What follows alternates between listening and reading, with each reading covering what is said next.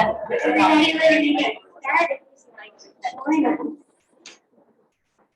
Thank you, everyone, for being here. It's so exciting to see your beautiful faces. Excited to have you here. For those of you who have not met, my name is Diana Prasad. I am the founder and executive director of Civic.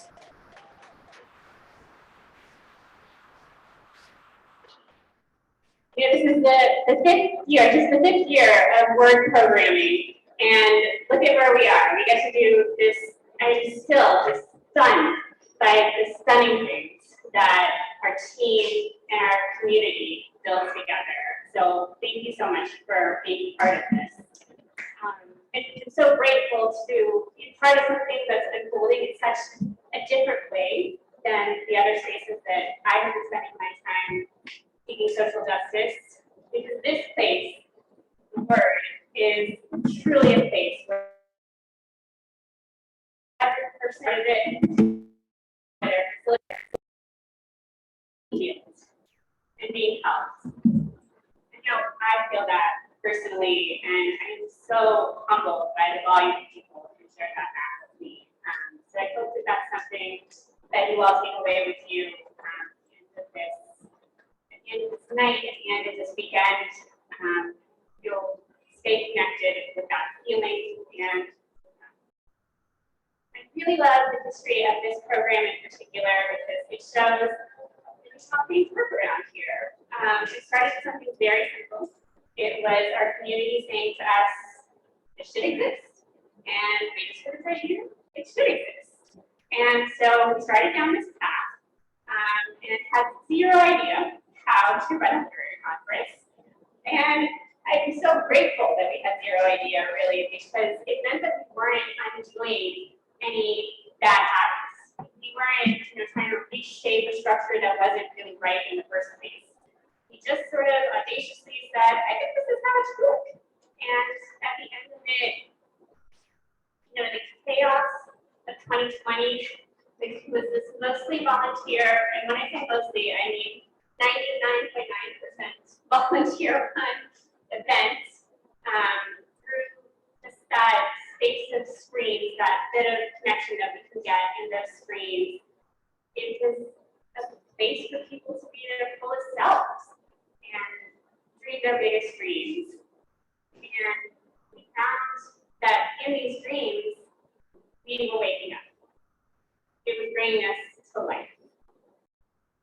And so I was told in no uncertain terms that it needs to happen again.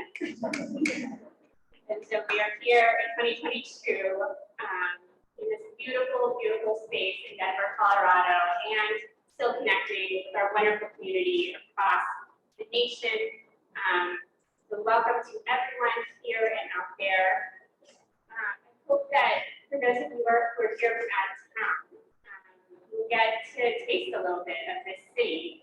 I will tell you that I am relatively new to the space, and the embrace of Denver is unnerving almost. But so sincere. There's this real connection amongst the people who are all here to uplift one another and just to show this outside creativity. And I hope that you see that while you're here. Because I think someone earlier said there are some hidden literary cities in this country, and I do think this is one of them. So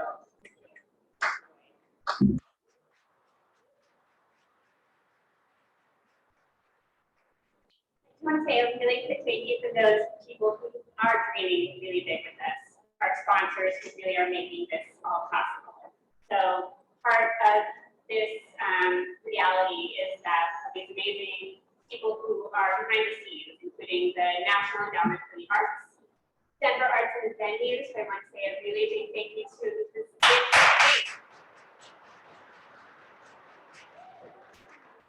entire beautiful, beautiful space brought to us by Denver Arts and Venues. Thank you so, so much to everyone who's a part of making this happen, to all the staff here at the McNichols Center. You have been amazing, And we're so grateful to be part of this beautiful space. Please check out the artwork while you're here. It's incredible. Thank you to Denver Film, who hopefully you'll be joining us right after this for this beautiful movie that's being set up on the lawn. The Blanky Foundation, Lighthouse Writers Workshop, Rose Community Foundation, Wilkes University, Cat America. Also in the house. Mile High MFA at Regis and the Chef Publishing Group. Thank you.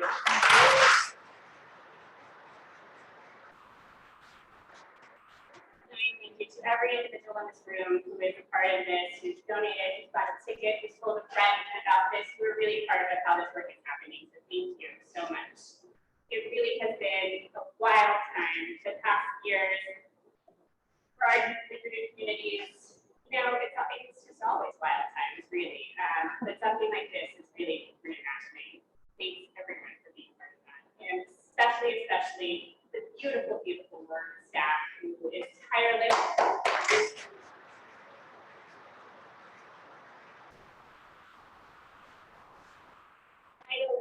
Who is on our screens, taking care of everything behind the scenes. Alyssa Reynoso Morris is running around at this moment because never stopping. Michelle Malonzo. Sarah Bridges, oh my goodness, has just taken on all of the and the incomparable Susie.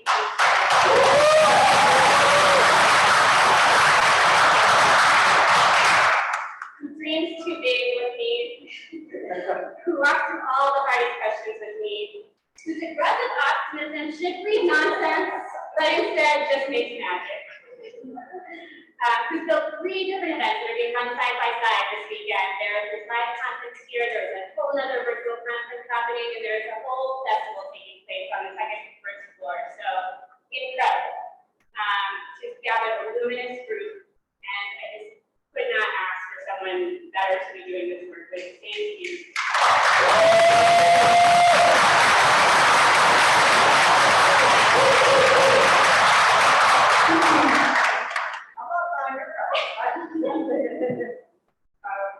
Thank you all so much for being here. Is this microphone real?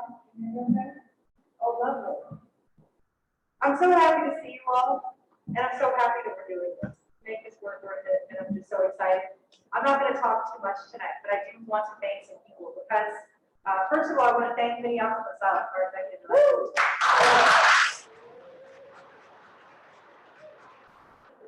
Possible at all. She's our fearless leader. I am a wild dreamer, but so is she. And we just decided that we can do things. Person event that Young and I planned together that has not been completely destroyed by weather. So maybe it's trending up. So I love that. So thank you for everything. Thank you for believing in this work and for carrying so much of it forward. And we're going to just keep doing this. I'm really, really excited. Also, I want to thank all of our community partners. Right? So we have a lot of people who also brought their work to share in our work. So I want to thank our friends, collaborators, our co-conspirators, and community partners, Biennial of the Americas, Kaveh Khanum, Zoe Glacia, Asian American Writers Workshop, Jaipur Literary Festival, Denver Public Library, We Need Diverse Books, Slam Nuba, Sacred Poison, Shades of Honey, Queer Asterisk, Outfront Colorado, and Torch Literary Arts.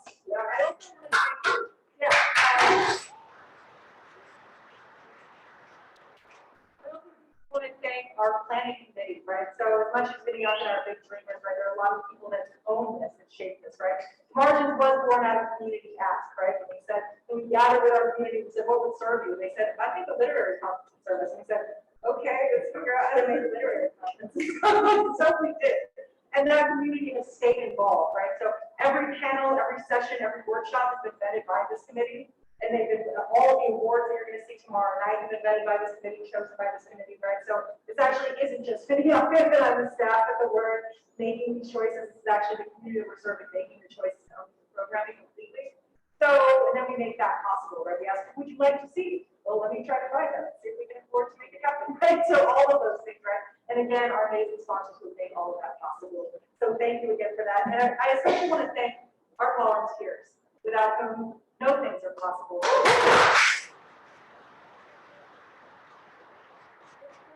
Shimura is in the room right now. She's probably working downstairs or running around somewhere. Genevieve Shimura has been our volunteer coordinator, and she's working very, very hard. She's also a board member of the Word. So she volunteers for this organization a lot, and puts a lot of her heart and life into it. So if you see anyone this weekend, which I'm sure you will, with a blue lanyard around their neck, that's a volunteer, and just thank them. So if you're wearing a blue lanyard here right now, thank you for making it possible.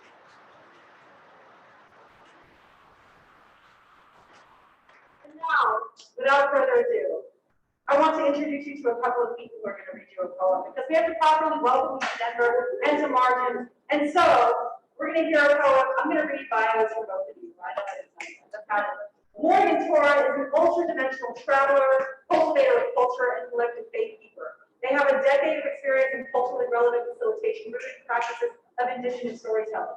Morgan practices Vekia, the tattoo practice of the Takwe people, with the intention of amplifying intergenerational healing, indigenization, and expanding capacity for God in the body. They are an artist of archival remembrance, diligently recording the dialogue between our collective selves. And some of their ink is in my daughter.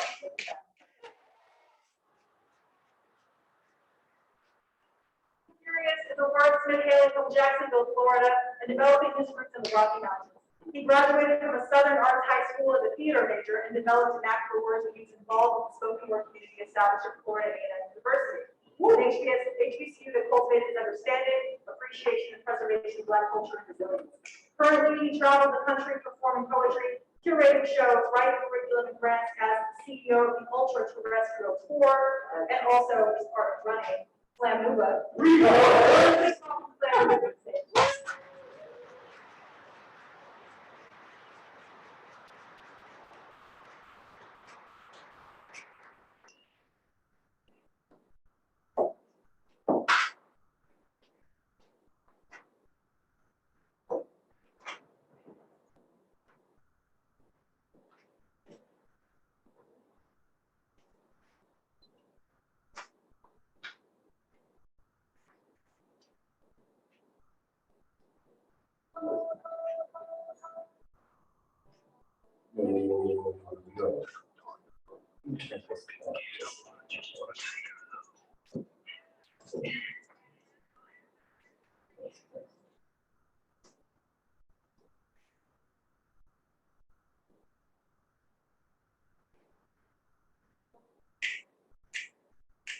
Before the seamstress, before the dye, before the silkworm, tailor-made, but never in the designer's image. I got memories that fade to denim. I got needs that shine through. I finger flip the hanging rack by color, by texture, by golly. Look at that stitch. Kind of makes me want to kneel right here at the middle of this tile floor cathedral. God said, let there be light. And the gradient spectrum burst across the blanketed sky. I looked at my closet and said, let there be light. And the blanketed black became a Rolodex of multicolored tag, hand-me-down speeds. Cleaning up for all my sacrifices to live in. I wax magnetic and find the perfect way to honor my flesh today. We get dressed in the morning and become architects. And I got different homes for different bodies. A vagabond of vintage. All my seams got spirits. Stretched where the body held itself in excess, dimmed with a light burst through. I threw on stripes and plaid and became a Matisse. I drained myself in corduroy and became a story that parents tell their kids about self-love. I pray to the God of those tracksuits, always in my size. I pray to the God of uniquely detailed crew neck collars, always in my size. If the flesh melts as it ascends, I outfit my wings in that drip, that heat, that damn sun. Where did you get these? That fabric speaks. Sun dried, kissed and dipped. We get finer fabrics. Imagine my joy when the hoodie fell flat. Now imagine my 8-year-old, 10-year-old, 16-year-old me had to put it back. They ask me, where are you from? And I say, leather jackets from Burlington Coat Factory. They ask me, where do you live? And I say, a pair of tattered toms gliding across state lines. This year, I've gone full pastel prints. I feel invincible when the fuchsia peach color blocks the lavender. I walked into a boardroom and turned a monkey suit into guerrilla warfare. My blood is like the air kingdom. The Bogart in my closet is the white boy in the Fubu tree bands. Rich folks go thrifting in poor neighborhoods and find their newest conversation starter. On the photo set. Urban Outfitters drop. I go thrifting in white neighborhoods and find job interview disguises. Designer with the tags on. A collarless shirt, because I am not defined by class, but become classic. I grab the knob doors and step into the stained glass reflection of myself. In clothes are what the body leaves behind on a plane. I am the second, third, and fourth coming, like the last plus. I'll meet you at the art, where the only thing that comes prepared is the shoes.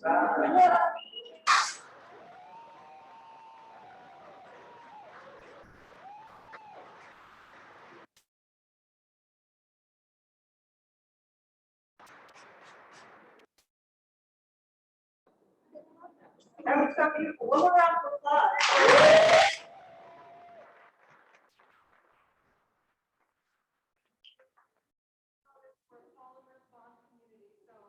Nicole back for Slam Nuba is We Cut Heads. We Cut Heads, which is a reference to Spike Lee's first film, by the way. It doesn't mean he's gonna literally cut your head off.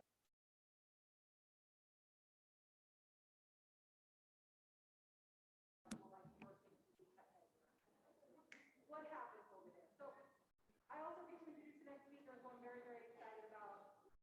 I'm gonna move this microphone stand back a little bit. And maybe I'll scoot the podium back. I don't know. Podium? Thank you. Working by myself a lot. Like, that's fine. I can speak on the microphone while I grab the podium up, right? Thank you, Aaron. Everybody give it up for Aaron.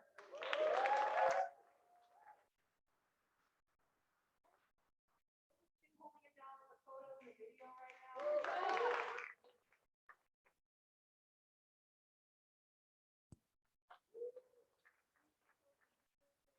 Also, our book-selling partner,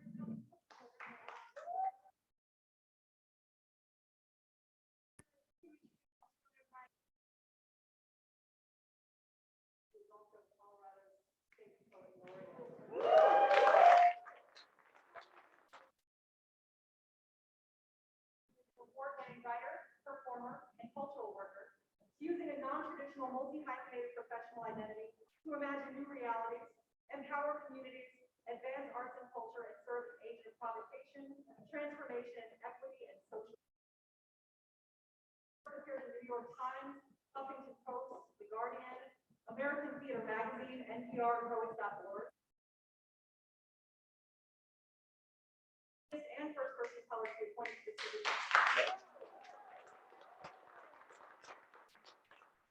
Named a National Catalyst for Change Fellow in 2020 and an Academy of American Poets Laureate Fellow in 2021.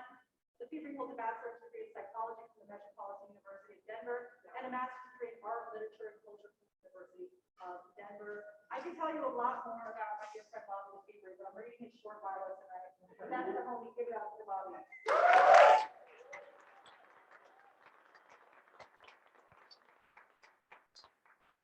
What's up, everyone?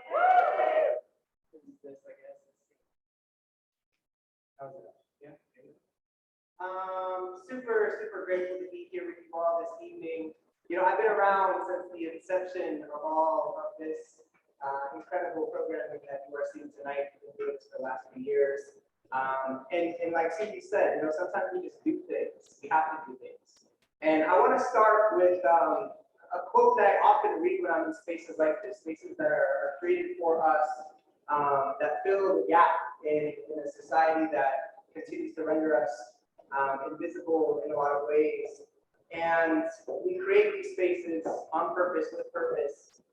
It's the same reason that our folks created theaters that are, that are specifically in the 70s. And Guillermo Gomez Peña is a performance artist. And I was in a leadership program once, and he speaks incredibly well in just off the top of the dome. And he said this thing, I was recording him, but I translated this into words because it was like a whole experience. But I want to share this because I often feel this way when I'm in these circles around people like you all doing this work together. And it just sets context. And I'm going to read a poem and we'll get moving. Guillermo said, "My peers are scattered all over the beach planet.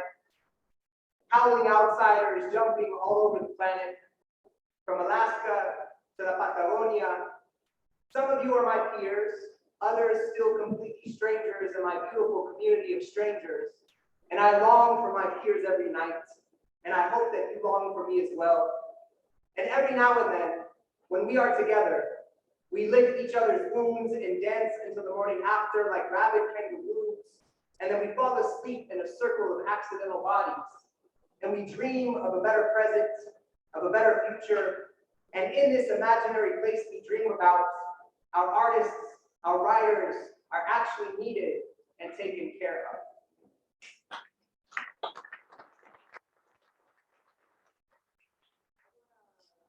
Kind of set the tone for our keynote with sort of an invocation. This is more of an invocation than a poem. But I read it often in spaces like this to ground us in why we're here, why we do this work as artists, as writers, as cultural workers. It's called an exercise of ritual. We gather here together in this sacred circle like we always have. Here around this fire that has always burned.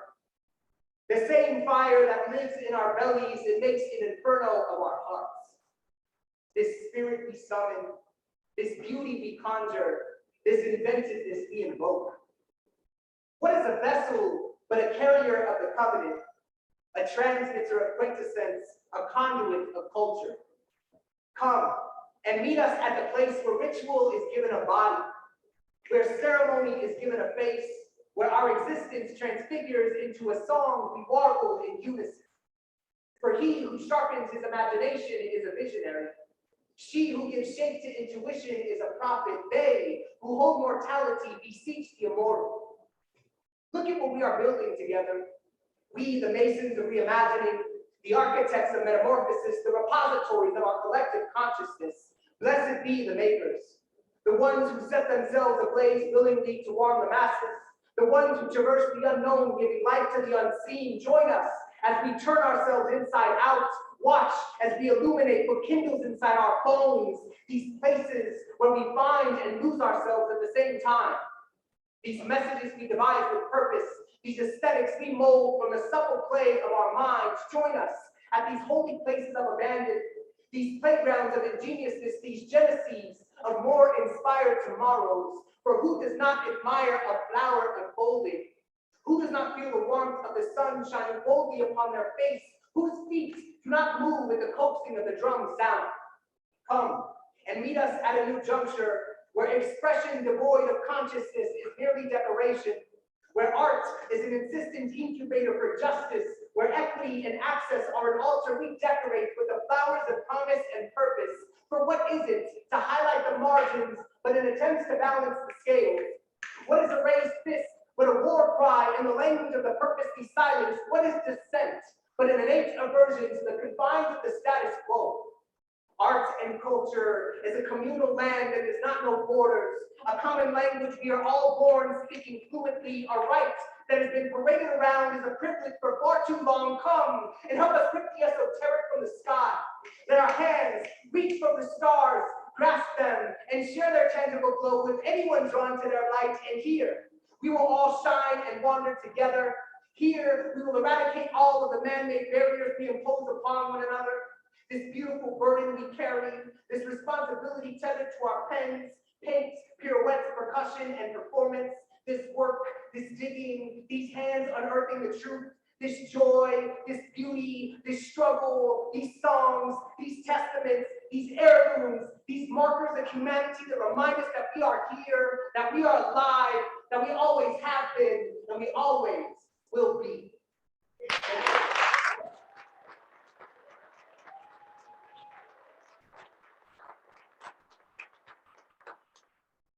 You ready for the keynote? Yeah. Me too. But before we do that, I am going to read some bios, and we're going to get this thing started. Give it up for yourselves for being here this evening.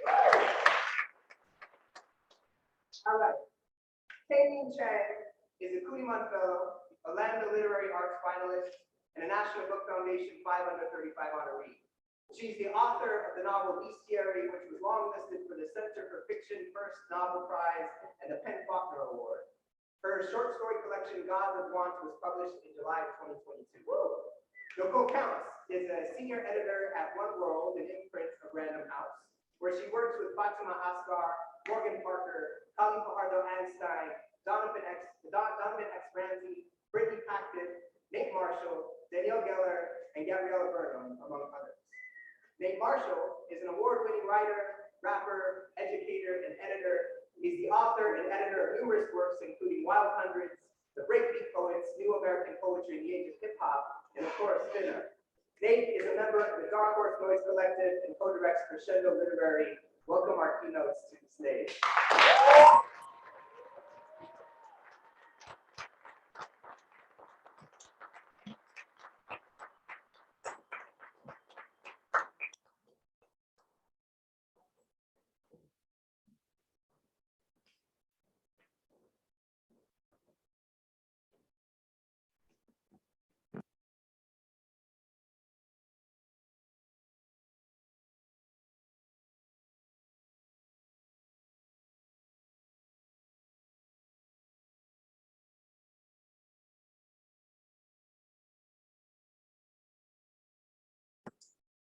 I want to start actually with a ritual around but I didn't think I was going to start with, but hearing Bob and saying the thing, definitely really enough to share something that I do, which is I understand the world through stories. So I'm quite obsessed with books and TV shows, and it's a place I can see this. And I think it's good to experience everything without actually being impacted, you know. Why I do it, but when I'm listening just to every conversation, I tend to write down little quotes. And so when when you guys went up, I loved the gift where the light goes through. I'll be thinking about that for a while. And then Bobby said a circle of accidental bodies. Thinking about that circle, you know, in some ways this is a circle of accidental bodies. And then for my two glorious writers, who definitely didn't know I was going to do this, in K-Ming Gods of Want, when I was, I think on one of my last edits, I emailed my whole group and said the subject was lines of desire, and I only wrote all these lines up in story collection. And someone from my group was back, genius work email. So I'm just going to read one of those lines. I realized there was a white birthmark on her scalp where her hair had parted, a place where light perched, and I wanted to touch it with a thumb the tender point of her skin. And then they just got married.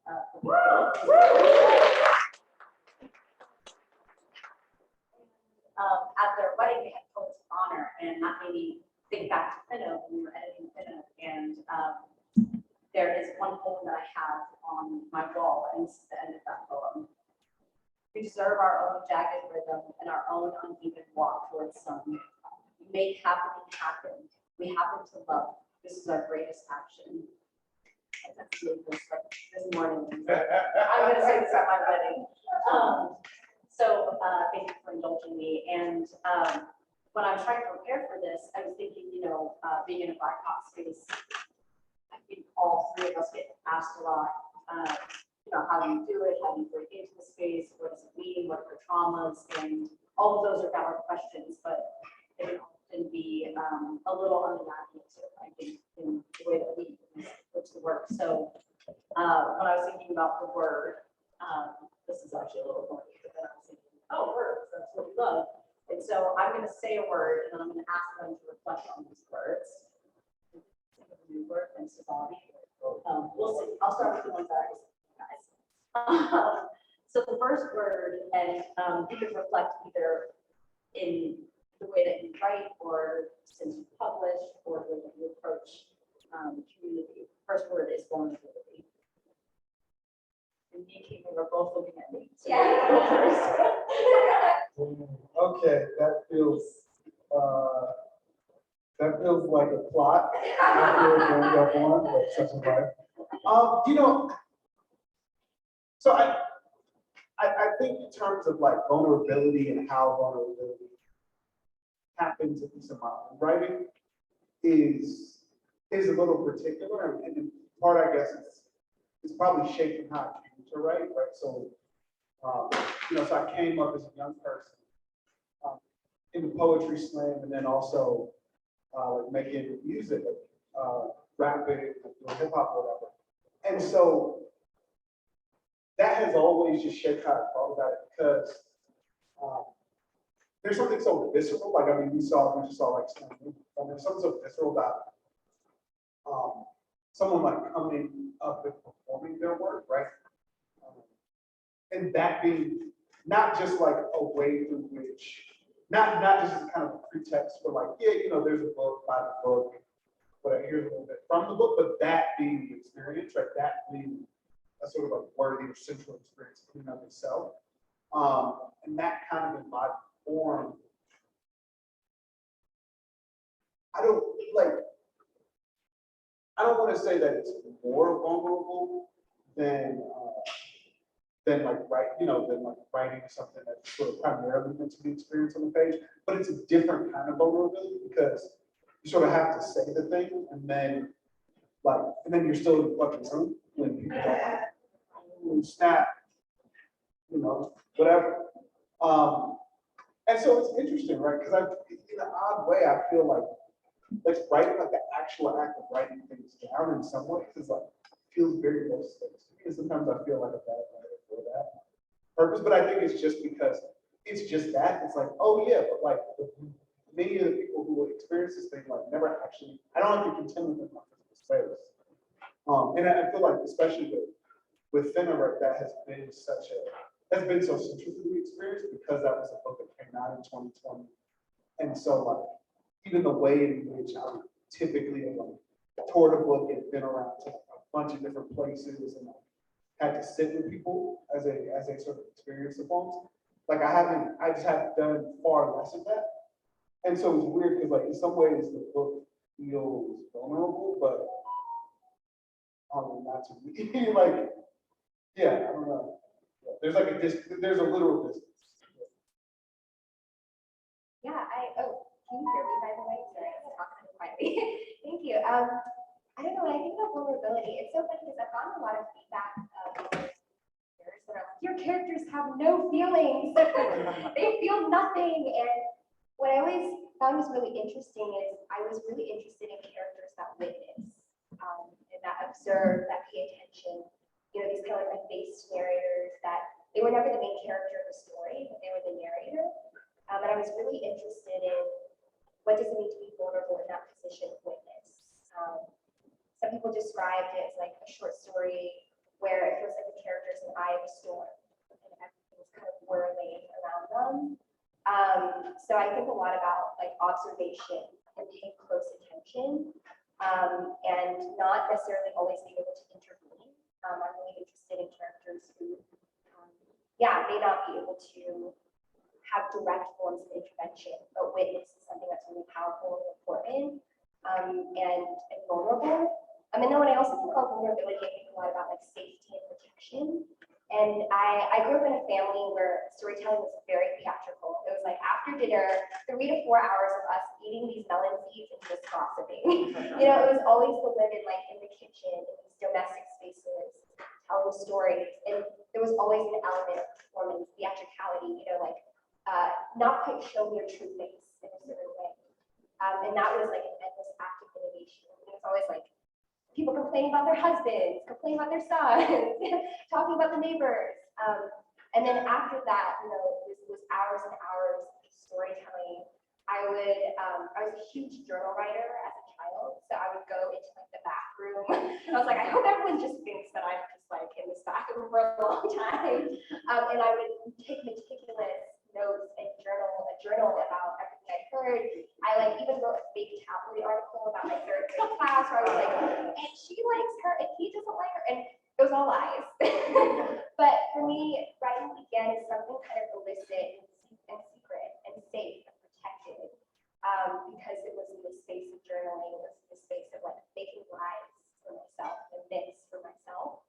And it was a different form of storytelling than the kind of more theatrical, performative form. And both were true, and both were vulnerable, but in different ways. So I found that my writing is always kind of trying to balance that, that communal chorus of voices of gossip, and then also that really like touching around within yourself, like writing as ritual of prayer that is safe and protected. Not to be the defensive editor, but it's ludicrous to think that your characters don't feel deeply. I think it's more of that, if you haven't read K-Ming's work, many of their characters are young and feminine in a certain way and are seeing the world for the first time. So if anything, they're feeling hugely. It's like the first time they're feeling fear or love or an orgasm or pain in their body. That's a ludicrous thing to have. Thank you. And it's interesting hearing you talk Nate, because Nate is one of, I always say this when Nate's not in the room, as one of my writers who I text Nate and I'm like, hey, what a minute, you owe me a manuscript. And then he'll respond like a month later at 3 a.m. while he's at the bar and send me a picture of the edits he's made on a single poem. And I'm like, okay, that's one way to do it.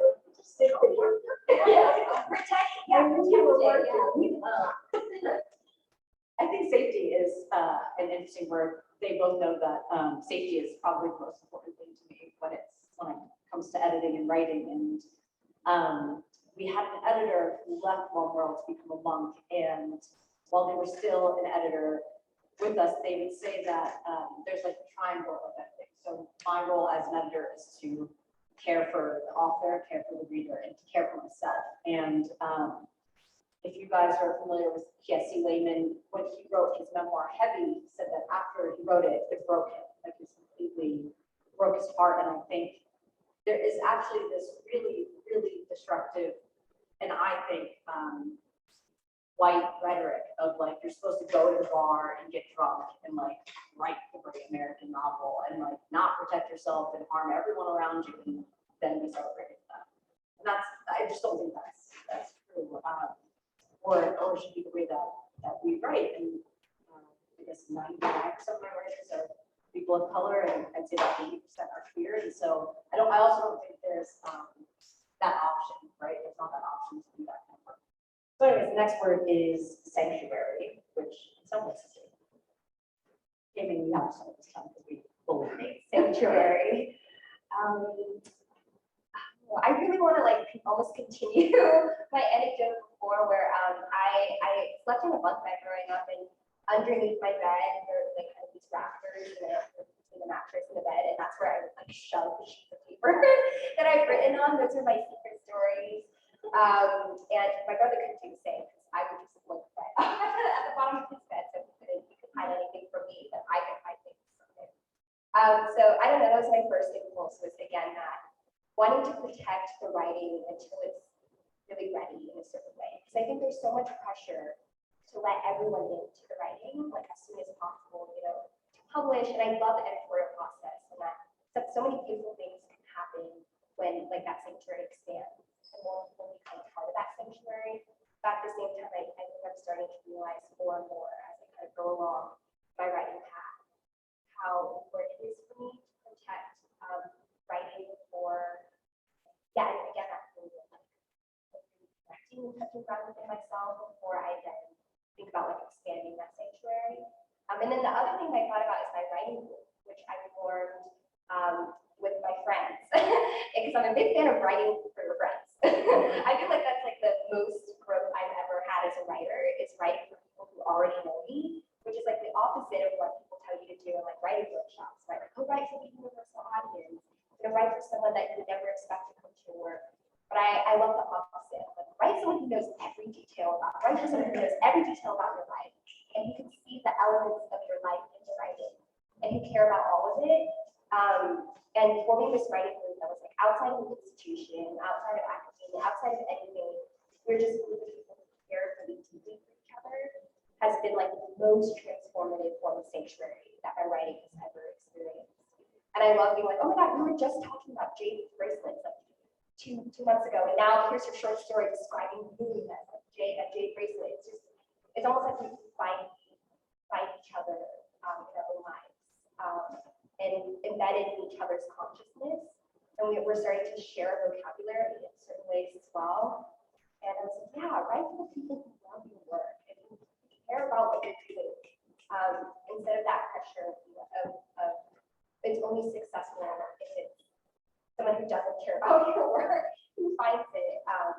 Yeah, I just love that idea of a space that intentional, and people who really invested in what you're doing.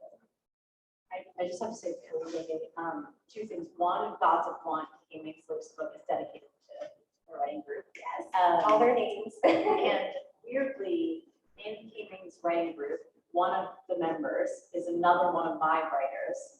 And I met this writer through a writing class I was taking at the Asian American Writers Workshop, which there is a woman named Bushra who runs this writing class, one of my favorites, taken it 6 times. And someone who I've taken it with at least 5 or 6 times, named Tara, is here in the audience. So it's just very. So Nate, I don't know what you were going to say about sanctuary, which you can still say, but now we're talking about writing groups. I'm curious to hear about you talking about your sanctuary as you're writing. Yeah, no, you know, I mean, when I think of sanctuary, like, and maybe this is because I mean, literally just got married, like, I think, you know, I think of a sort of like a religious context, but for me, that's not dissimilar. So like, one of my best friend from college is a preacher. He's a Christian, but like, one of the ways that we really became friends is we would just sort of walk around campus and like talk about writing. And, you know, he's largely thinking about this or coming from the perspective of like someone who writes sermons and this and that. And I'm thinking about like writing poems and largely like writing poems, like slam poems, like writing poems for the stage. And it was just interesting how much like shared sensibility or shared language that we had and cultivated over that time. Because like the thing I often think about in terms of like a sanctuary, right? As a sort of like, not like a physical space, but also just as a kind of, as a sort of functional space, like often what it is this sort of public space. It's this weird mix between like both public and intimate, right? Where like, you know, it's the space that's like at the front of the hall, but it's a space where like people might be like talking about or thinking about or praying for relief from like the most intimate things in their lives, right? Or like, you know, you are like having a sort of intimate moment with making a commitment to a partner in front of a bunch of people. You know what I mean? And so, yeah, I like, and that to me feels really, really similar to the practice of writing, right? To the practice also of publishing, right? It's like where it's like you spend all this time and sort of pour yourself, pour your effort into cultivating this thing, and then it becomes public, and it's just not simply not yours. You just have to do it. Love it, you hate it, you think it's an allegory for like macaroni and cheese. Cool. You really have to do it. I appreciate it. One last thing about my writing, because I love them so much. So I could talk about them all night. But I was thinking like, oh, I think what's so amazing about having this writing with my friends is that it's that space of enoughness, where it's like, even if no one else sees this story that I wrote, no one else, it never gets published, no one ever sees it. You know, it goes up in flames tomorrow. It's enough that you all see it. It's enough that you all have it. My mom always looks at, she's like, my favorite word in English language enough because Oprah taught me that word. She always says like, Oprah taught me this word. And I love that too. And I was like, okay, I have to cite her. But yeah, it's that space of, and it's also that feeling of like you can always come back to it. Like no matter how you go out and fail, you get a million rejections, the story's not working out, you revise it, it's terrible. You always have these people to come back to, you always have the space to come back to.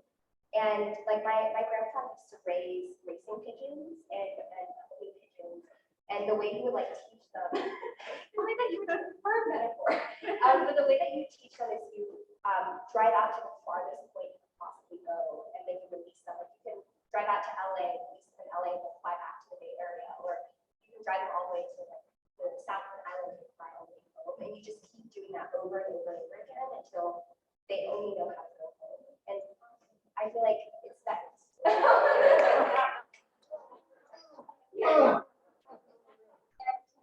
People go out to sea, and we like sea and things like that. So that's how I feel about my writing group, especially because we started during the like right before the pandemic, and then after the pandemic, we're now across the country. Like none of us live in anywhere near each other.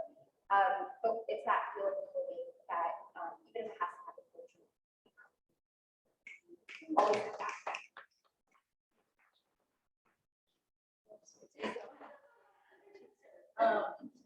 I like that my role is just to share anecdotes, so I'm gonna share another one. Sorry, you've heard this before.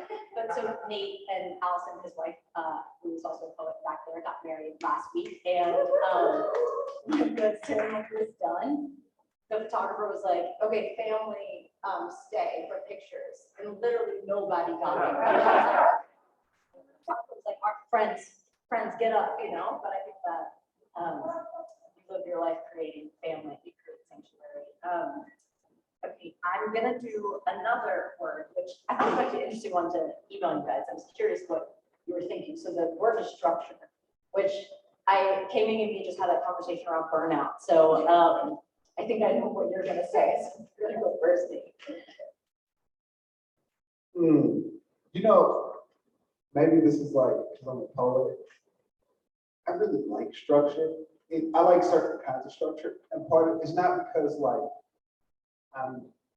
it's because I think like when you have a limitation, you get creative.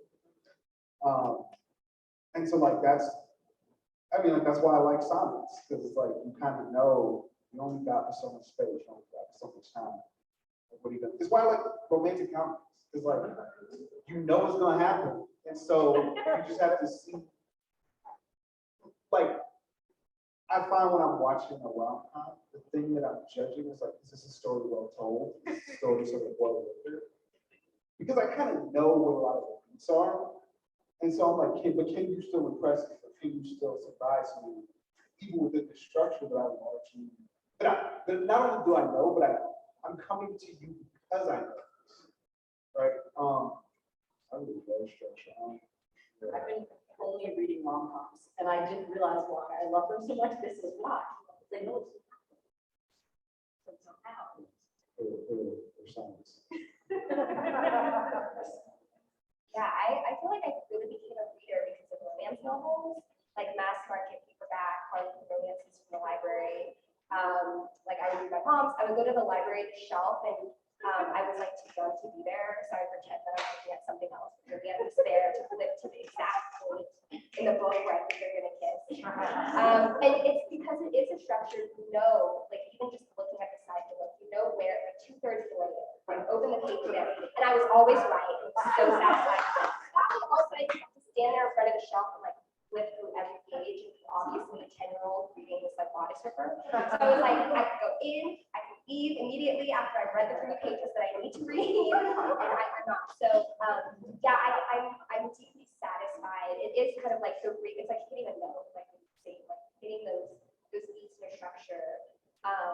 And even when it is predictable and there is nothing, there's a kind of satisfaction about it, and something really beautiful about it. And for me, its structure is also the bane of my existence because you know, She's talking about structure.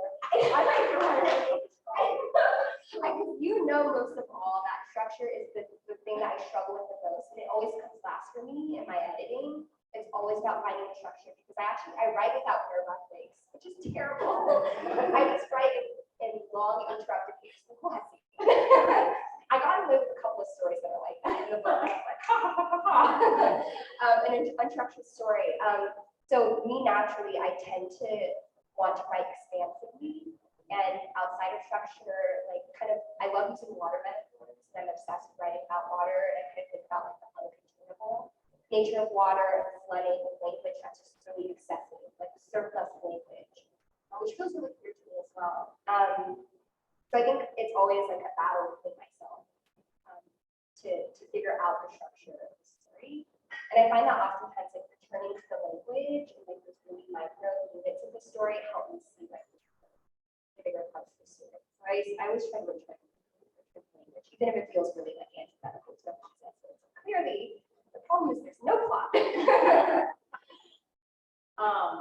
One of my favorite questions to ask writers, in my way of trying to get them to tell me what they're writing or working on, is what are you obsessed with right now? And often the truth comes out. So what are you guys obsessed with right now?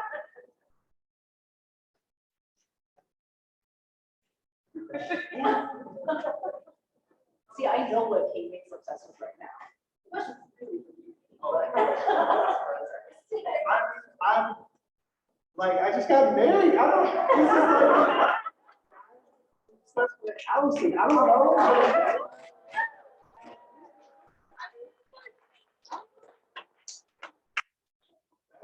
Yeah, it's like it's a very not cool answer. I That's a don't very know. cool answer. I want to talk about how you guys fell in love. Let's do it. There's your task. K-Ming, what are you obsessed with right now? I feel now pressured to like out a more unusual obsession of mine so that it can surprise even you. I don't know if it's embarrassing. The first thing I immediately thought of was like motorsports, which I think is very gay of me, but I just really want to be like, anyway, it's fine. I just want to be a lesbian, but it's okay. I don't know. But or this, Yeah. you never know. But I've been really, really obsessed. Watching cars go in circles. I don't know.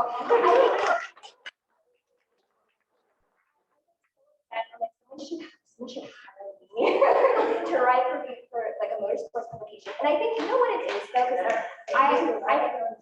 I'm starting to have an epiphany about why I'm so into watching these races and like waking up at 6 a.m. to watch these races. And I think what it is the unpredictability. They spend ridiculous amounts of time preparing for every possible thing that could happen. You know, rain, delayed start, like all these things.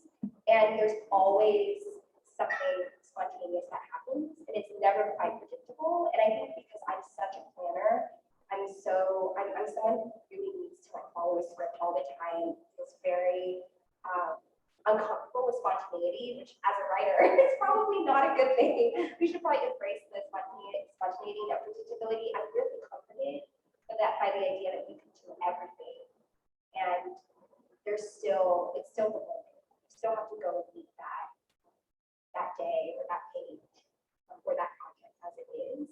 And yeah, you can do everything in the world to control it, but it's ultimately out of your control. So I'm kind of really comforted by that. Like, haha, tire failure. I'm kidding. I'm not that sadistic. I'm not that sadistic. But I think I am like really fascinated by preparing for what you can't prepare for. So interesting thinking about books that way because it's probably a much lesser level than YouTube, but whenever I am done editing a book, I'll give it to my team before we give it to the world, and I'm always shocked by what they think the book is about, or two, what is their favorite parts of the book, just because it's never what I'm thinking, or it's never or it's like the one book that I think will be like harder for them to understand is the book that they can get behind, And so I'm curious when you guys are publishing, and I know it's actually COVID, but with readers and people just responding to your work, is that something that feels like exciting, thrilling, maddening?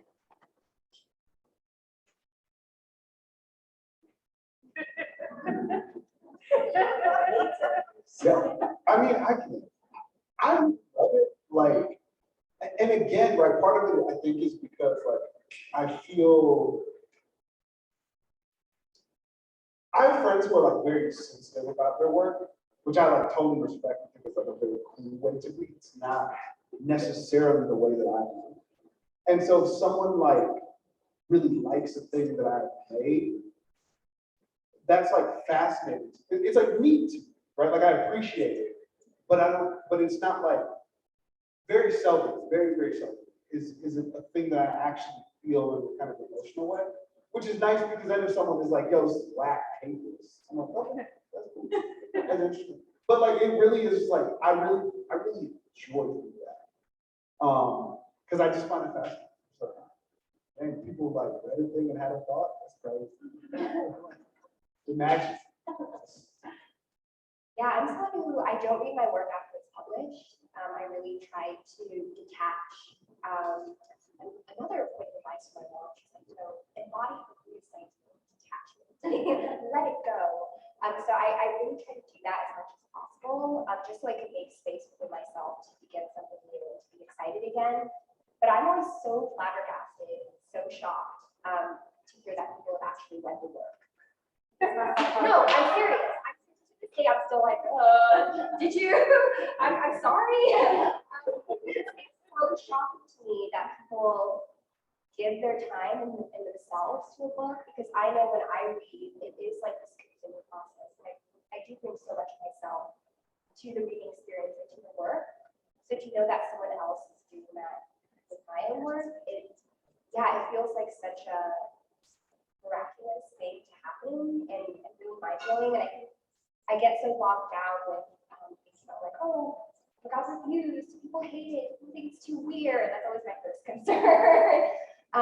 That I forget like what a miracle it is to actually have other people spend time with. It's almost like a past self. Like a past self is walking around, interacting with other people, embodying all of the beliefs and values and styles of what I was thinking about and who I was.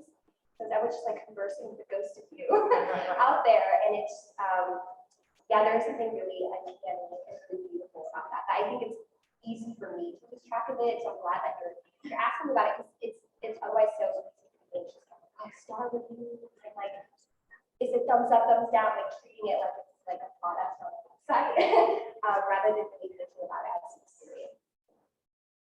This reminds me of a thing that I often like tell my students, which is, I think that a poem is kind of like a poem is not the thing on the page, that's just sheet music. The poem is like what happens when it's a reader, right? And so, yeah, like and I think this is the thing that I find very helpful, because to that point of being able to work emotionally is like, if you read the poem and it's not for you, well, that's cool. That means like you played it and you didn't dig, like whatever, that just didn't sound right, and that's okay. Right? That's cool. It's like, but if you ask me like, if I ask you your favorite Beyonce song, you don't show me the notes. You like sing it or you play it or whatever. You know what I mean? And you understand that that thing can have many different experiences, right? It can get interpreted in different performances, and that feels different. If you play it on worse headphones, that sounds different, or a better sound system, it's all encompassing, that sounds different. And I think literature is very much similar. They told me once, when we first started working together, that a poem is only, when you're reading a poem, that's only half of the experience. A poem needs oxygen for it to be to reach its full potential. And that's something that I've never forgotten. And it's interesting at Beyonce, I'll listen to a song over and over and over again, and it changes with me. But it's rare that people do that with literature. I think that's also partially why I'm truly not saying this. I never read reviews of my author's work. Even if it's bad, good. I read all my reviews. I can't afford it. No, I read every single one. All the Amazon things. No, I know what you said. But see, I don't. I'm just. It's just neat to me. This is also a problem with me, because he's an author, sits in this corner and doesn't tell me things like this, but he should tell.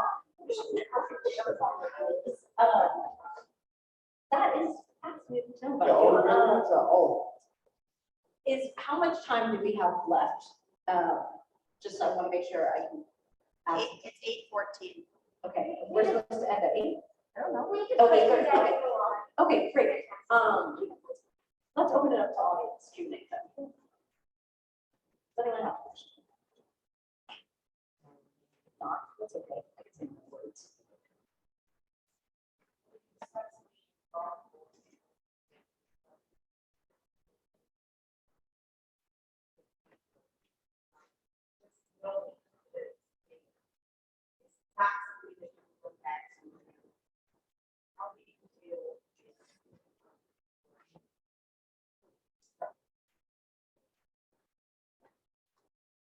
So when you put vulnerability on the page, no matter the reviews or how anyone else takes that, how do you deal with it? Yeah, I mean, look, my work is like, I guess, fairly personal. Yeah,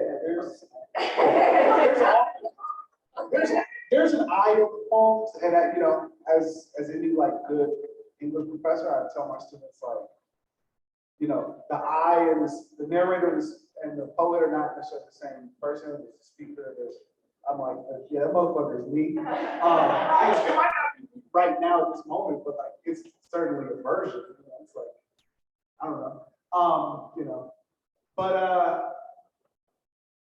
I think for me, there's a few things. Like one, I try not to write, and certainly not to write for like public things that I haven't worked out for myself.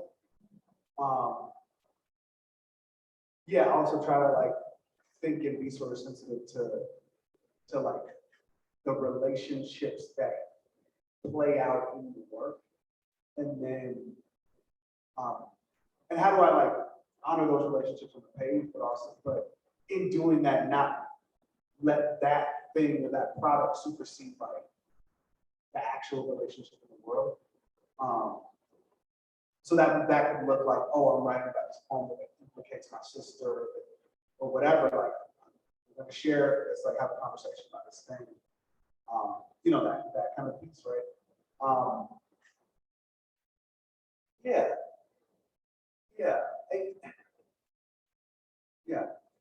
But I think there is something in some ways that can be very free about the thing, right? About it's like on like some alternate word, it's like it's a transformation into silence, right?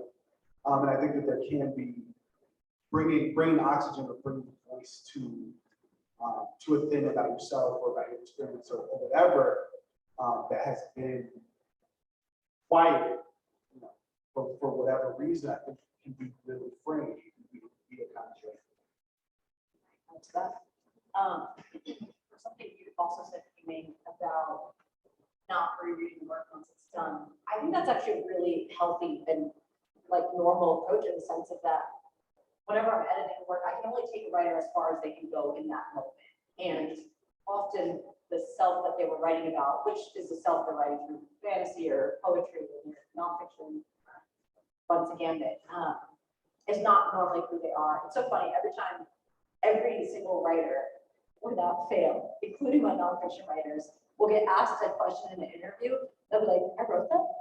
What character? What did I do again? Like, because I think it's a way of self-preservation to bring up. I'll do it again. But also, I think that that's a way that from what you said, Nate, of like you work through it to a certain extent, and that's something that is like the hardest thing to say as an editor. But a lot of times that I'll say no to a project, it's not because the project isn't good, but it's because I can tell the writer it's not done the work they need to do yet to really put that story on the page. Yeah, it's really interesting because what people think is true or autobiographical is never what's actually true autobiographical. And what people think could never be true, so absurd, is always the thing that is like directly from your life. Like I have a story in God's Local Resident Aliens about a series of widows who live in this family's basement, and there's this one passage about like one of the women, she has like acid spit, like an eczema, like acidic spit, and she sells it in jars. And it's like this corrosive material. And people kept reading that passage aloud to me, like, wow, such imagination. I was like, no, I had this issue, and my teeth all rotted in my mouth. I was 8 years old. I was a mutant. I was an X-Men. I had a Civic fit that like rotted all my teeth. It's a long story. Anyway, no one would have ever guessed. That's fine. The other kids on the playground that I could like reverse cycle by sitting on it, and they believed in me. I believe you. Yeah. I am the kid on the playground. And everyone was like, that's the thing that you made up in the story. And they kept, the things that they kept thinking were true, like, oh, that you know, have like this many sisters, but it never was. And it made me realize like, oh, it's all craft. It's all magic tricks. It's all transformation. And Teacher Madden, his memoir writer, has a really great essay on this. And she says that oftentimes women and women of color especially get asked, like, what must have been so cathartic to write this? Or this book must have been your therapy. And she's like, oh, but that takes all the craft away from what I done. All of the imagination what I've done. And she's like, it's not catharsis. Writing isn't catharsis. It's and she does magic. So she was saying it's magic tricks. It's you see the strings, like invisible strings that you're pulling. It's theatricality, it's drama, it's illusion, it's all of these elements. And I definitely feel that way, that when I write, rather I'm not really just representing an experience, I'm trying to transform it, trying to make it magic, trying to turn it into something else. So I find that helps me reframe the vulnerability as actually it's transformation, it's possibility, and there's something empowering, I think, about that, rather than like, oh, you must bury yourself on the page. That's all. It's like, oh no, you're crafting, you're choreographing this performance, this drama, this theater. Yeah, you choose the moves, do it your way. This is part of the reason I don't read reviews, is because nothing makes me angry the way reviewers and interviewers force people of color, especially women of color, to talk through some sort of trauma that's oftentimes not even in the book. It's just what they're projecting onto these people. And it takes away all of the skill, all of the craft. And oftentimes I find writing is actually the opposite of healing. It's incredibly painful work. I mean, something I think about a lot, and I try to talk to my writers a lot about this, is almost every single writer I've ever worked with has had something physical happen to them while they're writing. Like they'll have back spasms where then they have to go to acupuncture, or they have these terrible leg aches, they can't walk. And I'm like, yes, because this work is incredibly painful, and oftentimes to be able to do it, you have to do so much work before you can get to the page. So to say like, oh, this thing is this healing thing, it takes away sometimes all of the work that has already been done.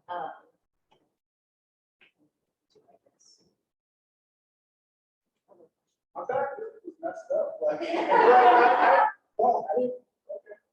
It's working. I mean, I also deeply believe that as publishers, we should have like a health and a mental health credit for every author. And I think we should give women authors.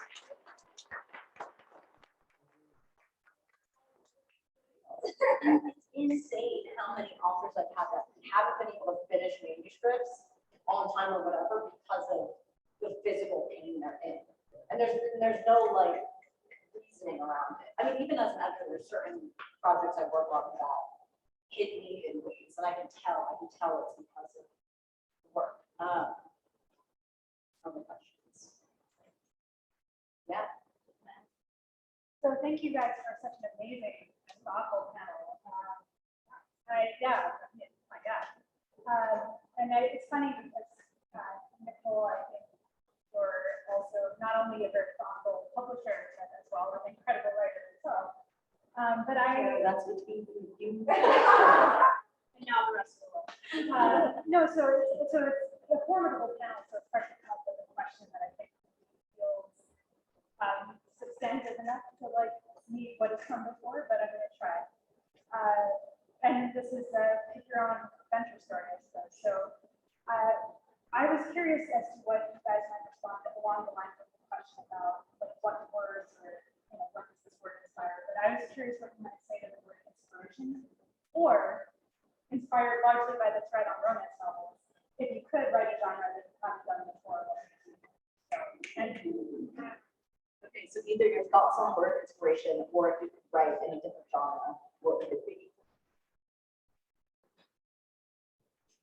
I also think I know the answer to the genre. Nicole, do you have an answer to that question? Now I want to know what you think. About what you want to write? Yeah. Okay, Nate is gonna write a novel. He's gonna try his hand at fiction, a summer camp novel. K-Ming is working on a romance. All right, well, I guess I'll answer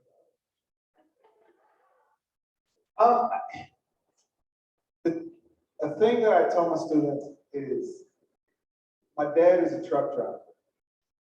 He gets up in the morning, he drives the truck. If he's hurt and he can't drive the truck, you know, then he can't drive the truck, but like, otherwise, he gets up in the morning, he drives the truck. Some days driving is harder, some days it's easier, some days there's a real pleasure, some days there's not. But if you're a truck driver, you drive the truck. That's how I feel about inspiration. I think sometimes, like, as writers, as artists, as like creators, we rely too much on inspiration, and I think that it's just fickle, right? And there will certainly be moments in your writing life when you're not writing a lot, and you're like, or whatever, like you're taking breaks away, and that's cool. But I think, like, if your reason for not writing or not working towards your writing is, well, I'm not inspired yet, waiting for that. That's just, it's like too fickle. It's like too fickle. Yeah. Okay, So you drive the truck. but sometimes you really aren't inspired because you're either burnt out or you're in pain from something. Yeah. Or you're just tired. Right. And that's okay too. No, and that's totally okay. My dad's a truck driver. He also has like had a knee replacement in February, so he hasn't been driving since like February, because he has a knee replacement and now it's like healing slow. He has to get another thing, whatever, unimportant. But so yes, absolutely, there are times where you take dedicated time away because you're hurt, you need to recover, or what have you, right? And I'm not casting any aspersion on that. Like, I do that as well. But that to me is a different thing than saying, like, I'm not going to, like, I need to be inspired to go to the work. I'm just a firm believer in, I do not believe that you have to write 15 minutes every day. I do not believe you have to write once a week. I do not believe, like, I think but also, Tara, to your question, which Tara and my writing teacher told us, and I truly hold so dear, writing is walking. Writing is watching a really good TV show that's flies, like phenomenal.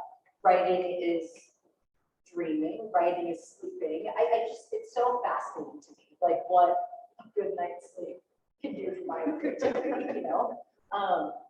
Also, writing in this, right? I think the hardest for me, if I can be selfish for a second, in the pandemic is, the thing I love most about my job is talking with my writers and being in community and learning from each other and being in these kind of spaces. And editing in itself is a very lonely job. Technically, I don't talk to anyone all day. I can just sit in the manuscript. And I can feel myself deteriorating. I can feel myself being burnt out, because I think the only thing that really inspires me is maybe getting up every day and just doing the thing, which for me today was just going to the coffee shop and walking around Denver, you know. But I felt when I got back, I edited for an hour, non-begrudgingly, just because I wanted to, which hasn't happened in a while. Yeah, my first thought about inspiration was to think about noise. I grew up in a huge family. And there was constant noise, constant conversations. My favorite thing to do is, I got very good at this, it's pretending to fall asleep. Pretending to fall asleep in the back seats of cars, pretending to fall asleep on the sofa in the family gathering. And what people say when they think you're asleep, or kind of just listening, or even they've forgotten about you. You're like asleep under clothes or something. This feeling that the world is happening around you. This constant immersive noise, and listening to this conversation. There was such a pleasure in not participating in the gathering, just in listening. And this week. And so, I don't know, I find that when I feel like I'm kind of running on empty, I go seek that voice again, that immersion, that being surrounded by voices, by gossip, by unexpected connections, like kind of falling asleep in the backseat feeling. And this is the first time in my life that I'm not living in a place surrounded by noise. And so I got 3 parrots. And they talk to me, and they provide constant noise and soundtrack. Because I realized I can't silence, I've never been surrounded by silence. One of the parents' names is Niles, and something that K-Ming and me learned about each other very early on. One of our secret loves is Frasier, and so we love Frasier. His name is Niles. And they're birds. So I just want to go find that place where I'm surrounded by music and just let that off and not feel like, oh, you have to produce something from it. You have to make something out of it. You have to extract it. Just like let it all run over you. Yeah, that feeling of like, falling asleep when you can kind of hear voices that you can't hold on to or grasp what's actually being said. Just Well, so you Frasier last night. words washing over you. Exactly.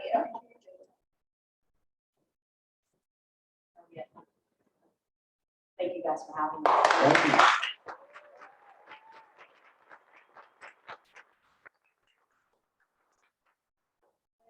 Amazing. Thank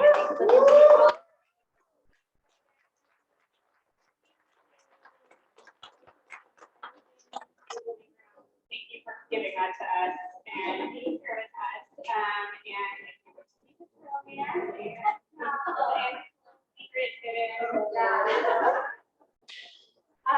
All right, thanks everyone. So what we're gonna do next is there's gonna be time to get your books over here and get them signed. And shortly after that, we'll go outside and watch a movie. So thank you again.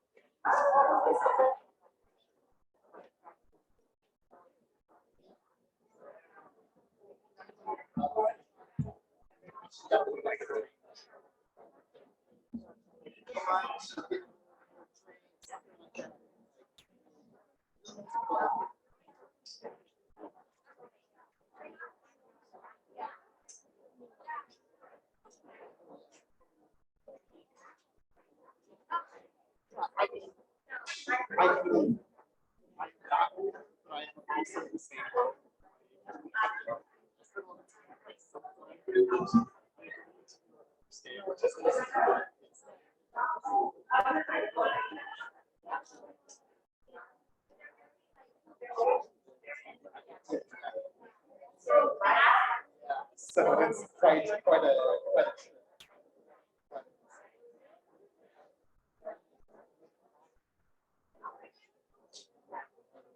yeah, my sister was kind of close.